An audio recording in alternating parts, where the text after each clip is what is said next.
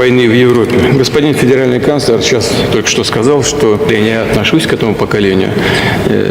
С трудом себе представляют какую-то войну в Европе. Но ведь мы с вами были свидетелями войны в Европе, развязанной как раз блоком НАТО против Югославии. Крупная военная операция с нанесением ракетно-бомбовых ударов по одной из европейских столиц, по Белграду. Это же было. К сожалению, и мы уже об этом говорили, предметного, конструктивного ответа на сделанные нами предложения мы не получили. Amigos, me gustaría compartir con ustedes un episodio sumamente interesante que ocurrió hace unos años, justo antes de un gran conflicto en Europa del Este, y que arroja luz sobre la situación actual en el ámbito de la seguridad. Durante una conferencia de prensa con el canciller federal de Alemania, Vladimir Putin hizo que su colega palideciera con la verdad que el presidente ruso expresó frente a todos los medios internacionales, señalando abiertamente la doble moral y la hipocresía de los países occidentales. Tienen que ver el rostro del canciller federal. Parece que los líderes europeos no están acostumbrados a que los líderes de potencias nucleares les digan la verdad en su cara. Amigos, prepárense para escuchar una reflexión interesante del presidente ruso, y yo, a su vez, daré algunas palabras sobre lo que está sucediendo en la política mundial. Así que, amigos, comencemos. La crisis de seguridad estratégica en Europa está intensificándose ante nuestros ojos. El vacío dejado tras la salida de Estados Unidos de los tratados sobre defensa antimisiles y misiles de alcance intermedio es como un agujero en un barco que se inunda rápidamente. Hoy en día ya no existen mecanismos capaces de contener una posible escalada. El equilibrio del miedo se ha roto y la Tercera Guerra Mundial parece más cercana que nunca. Pero la ironía de la situación radica en que, en su momento, Rusia buscó la cooperación con Occidente e incluso intentó formar parte de la OTAN. Así es, Moscú estaba dispuesta a unirse, proponiendo crear un sistema de defensa antimisiles conjunto en Europa, un sistema que brindara protección no solo a Occidente, sino también a Rusia. Sin embargo, la OTAN, con arrogancia y desdén, respondió con un rechazo. Occidente prefirió no escuchar las propuestas rusas, prefirió construir un muro de desconfianza y sospechas, encasillando a Rusia en el papel de enemigo. Y no solo la OTAN dejó pasar la oportunidad de un diálogo constructivo. En 2008, solo unos meses antes de los acontecimientos en Georgia, el entonces presidente ruso Dmitry Medvedev hizo otra propuesta que podría haber cambiado el curso de la historia. Propuso a Estados Unidos y a la OTAN firmar un tratado de seguridad en Europa con el principio claro de la indivisibilidad de la seguridad. La idea de que la seguridad de un Estado no puede lograrse a costa de otro. ¿Y qué ocurrió? La propuesta fue ignorada, al igual que todas las iniciativas anteriores de Moscú. Sin reacción, sin debate, Occidente parecía decidido a aislar a Rusia para luego, cínicamente, acusarla de agresividad. Hoy, a pesar de toda la retórica occidental sobre la amenaza rusa, Estados Unidos ha decidido activarse de repente y exige insistentemente a Moscú que prorrogue el tratado START 3. Sin embargo, Rusia, observando cómo la OTAN continúa fortaleciendo su músculo militar y aumentando su presencia en sus fronteras, responde con un rotundo no. ¿Por qué? Porque Moscú está cansada de las concesiones unilaterales y de la violación del principio de indivisibilidad de la seguridad, al que Occidente hace tiempo dio la espalda. Rusia ya no está dispuesta a jugar este juego en el que sus intereses son ignorados mientras la OTAN sigue fortaleciéndose. Pero eso no es todo. Mientras Occidente aviva la histeria, Rusia avanza silenciosa pero firmemente, desarrollando los sistemas de armas más avanzados, los complejos Sarmat, los drones submarinos Poseidón, las armas hipersónicas y supersónicas. Todo esto ya no son solo conceptos, es una realidad que permite a Rusia mantener la situación bajo control y conservar una ventaja estratégica. Los estadounidenses, observando el avance tecnológico de Rusia, intentan contrarrestar esta ventaja y recuperar las posiciones perdidas, pero ¿tendrán la fuerza para hacerlo? El problema es que, para lograr su seguridad, Occidente está dispuesto a sacrificar la seguridad de los demás, como ha sucedido en muchas ocasiones, pero Rusia ya no permitirá que se actúe al margen de sus intereses. Actualmente, en Europa y Estados Unidos se habla mucho de la amenaza rusa, pero prefieren olvidar que fue Occidente quien rechazó constantemente las propuestas de Moscú, que Rusia intentó en varias ocasiones ser socio y no enemigo. La seguridad estratégica se está desmoronando, y la culpa recae en aquellos que rechazaron las ideas de igualdad y cooperación. Y en este contexto, escuchen la interesante declaración de Vladimir Putin, que expone la hipocresía de Occidente poco antes de los conocidos acontecimientos en Europa del Este, los cuales, al parecer, continuarán por varios años. Cita: Periodista. Presidente Putin ha enviado una señal de que desea diálogo, pero al mismo tiempo ha criticado que el canciller federal no trajo lo suficiente en su equipaje, que la promesa del presidente de cierto país no es suficiente, y que los europeos se preguntan, pese a los estrechos vínculos con Rusia, ¿habrá conflicto en Europa? Спрашивают себя все европейцы, несмотря на тесные связи с Россией, будет ли война в Европе? Descarta un conflicto en Europa. En cuanto al conflicto en Europa, el señor canciller federal acaba de decir que la gente de su generación, a la que pertenezco, no concibe un conflicto en Europa. Войны в Европе. Господин федеральный канцлер сейчас только что сказал, что я не отношусь к этому поколению.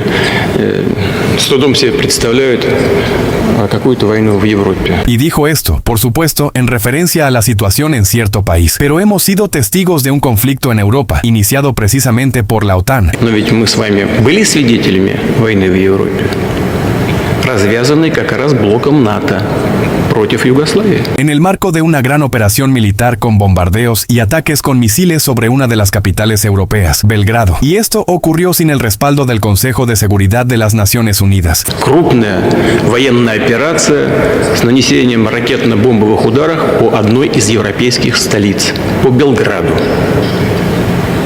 Это же было. Fue un muy mal ejemplo, pero ocurrió. En segundo lugar, sobre si queremos eso o no. Это первое. Второе, по поводу, хотим мы этого или нет. Конечно, нет. Por supuesto que no. Es precisamente por eso que hemos presentado la propuesta de un proceso de negociación, cuyo resultado debería ser un acuerdo para garantizar la seguridad equitativa para todos, incluida nuestra nación. В этом процессе, результатом которого должна быть договоренность об обеспечении равной безопасности всех, включая нашу страну. Lamentablemente, como ya hemos mencionado, no hemos recibido una respuesta constructiva y concreta a las propuestas que hemos presentado. К сожалению, и мы уже об этом говорили, предметного, конструктивного ответа на сделанные нами предложения мы не получили.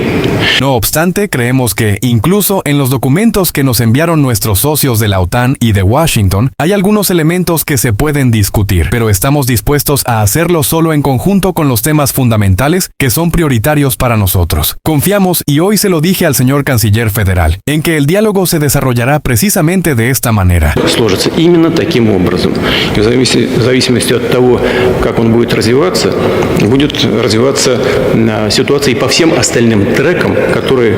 La situación en todos los demás aspectos, que preocupan tanto a ustedes como a nosotros, dependerá de cómo evolucione dicho diálogo. Esto nos preocupa tanto como a ustedes, se los aseguro. Primero, la votación en la Duma estatal. La Duma, de hecho, como me informaron hace poco los miembros de la administración antes de la conferencia de prensa, llevó a cabo una votación para una retirada parcial de tropas de las áreas de nuestros ejercicios militares. ¿Qué hay que comentar aquí? En cuanto a los órganos ejecutivos, incluido el liderazgo político-militar del país, no hay nada que comentar. Se ha tomado la decisión de una retirada parcial de tropas. La votación en la Duma estatal está, por supuesto, relacionada con esto, ya que los diputados del Parlamento, como en cualquier país, en Rusia se guían por la opinión pública y por la de sus electores, y son muy sensibles a ella. En este sentido, es absolutamente evidente que en nuestro país, la mayoría de la población simpatiza con los habitantes de las regiones orientales, los apoya y espera que la situación allí cambie radicalmente para mejor. Sé que hubo dos proyectos, uno presentado por Rusia Unida, que tiene una mayoría aplastante, y otro más contundente, que pedía una solicitud directa al presidente para el reconocimiento de ciertos territorios. La votación fue abierta, según me dijeron, libre, por lo que la disciplina partidaria no influyó. Y la mayoría de los diputados apoyaron esta resolución, que fue presentada, en esencia, por un partido de oposición, el Partido Comunista de la Federación Rusa. Actuaremos en función de que debemos hacer todo lo posible para resolver los problemas de la región mencionada, pero hacerlo como dijo el señor canciller federal, partiendo principalmente de las posibilidades aún no completamente agotadas en la implementación de los acuerdos de Minsk. Tenemos grandes esperanzas en que nuestros socios al otro lado del océano y en Europa, en primer lugar la República Federal y Francia, ejerzan la influencia correspondiente sobre las autoridades actuales en cierto país y se logre una solución. Ahora sobre el Nord Stream 2. Miren, hoy Alemania recibe 55.000 millones de metros cúbicos de gas a través de esta ruta. ruta, y este gas llega bajo contratos a largo plazo que, como ya mencioné, son de 3 a 4 o 5 veces, y en los picos de precios en el mercado europeo, hasta 7 veces más baratos que en el mercado spot. Así, el consumidor alemán, tanto el industrial como el doméstico, los hogares, obtiene gas de Rusia 5 veces más barato. Que los ciudadanos alemanes revisen sus billeteras, miren y se pregunten si están dispuestos a pagar de 3 a 5 veces más por electricidad, suministro de gas y calefacción. Si no quieren hacerlo, que le den las gracias al señor Schröder, porque este es el resultado de su trabajo. Entonces,